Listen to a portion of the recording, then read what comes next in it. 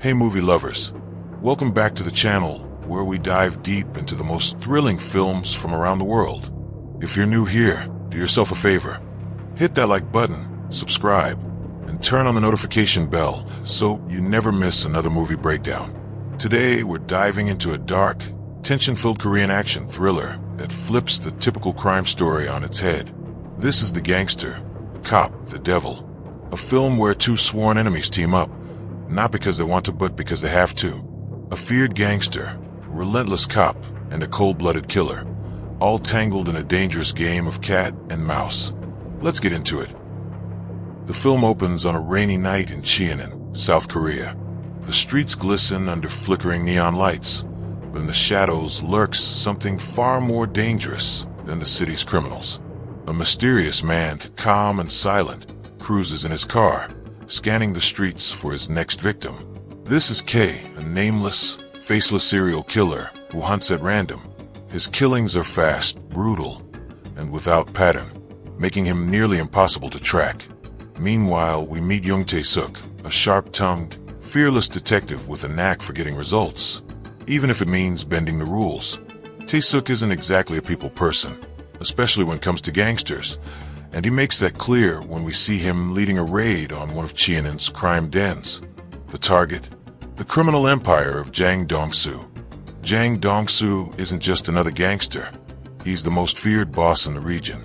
Big, intimidating, and brutally efficient. He commands respect from his crew and fear from his enemies. Tae-suk has been itching to bring him down, but Jang is too smart and too protected to be caught easily. But fate has other plans.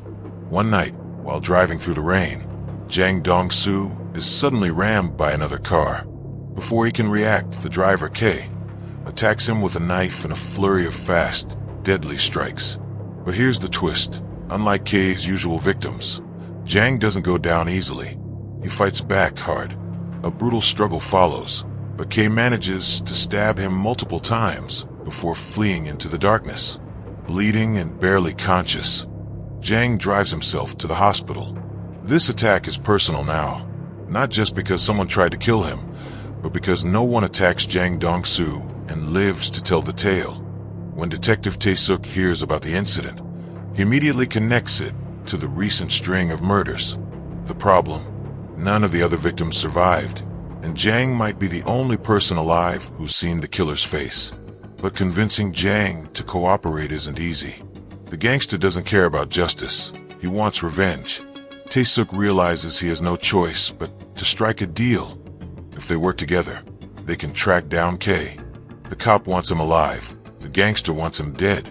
It's a shaky partnership, built on mutual distrust.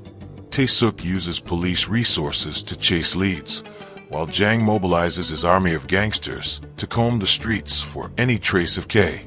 Their search is tense and fast-paced. They stake out gas stations, check surveillance footage, interrogate shady contacts, and shake down small-time thugs for information.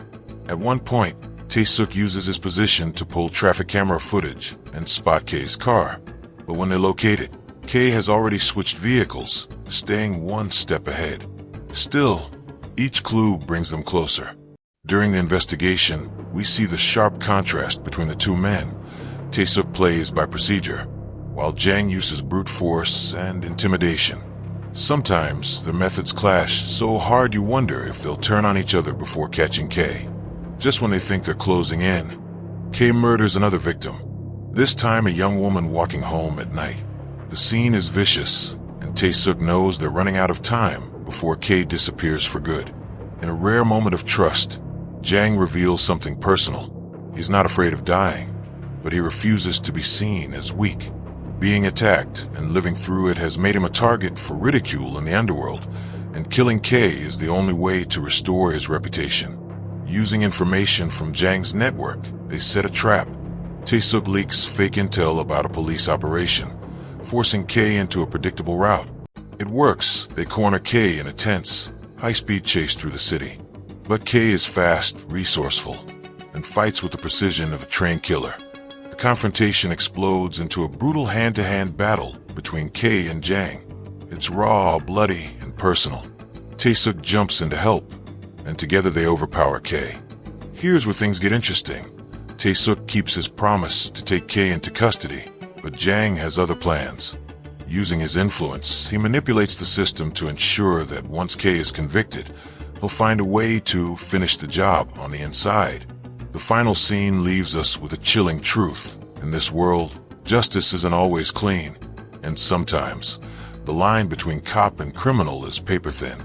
And that's the gripping story of the gangster, the cop, the devil, a tense, adrenaline-filled ride that forces enemies to work together against a greater evil. Packed with intense action, sharp performances, and that signature Korean storytelling flair, it's a must-watch for any crime thriller fan. If you enjoyed this breakdown, smash that like button, subscribe to the channel, and drop a comment telling me which Korean thriller you want explained next. Thanks for watching, and remember, in the world of crime, sometimes the devil you know is better than the devil you don't. See you in the next one.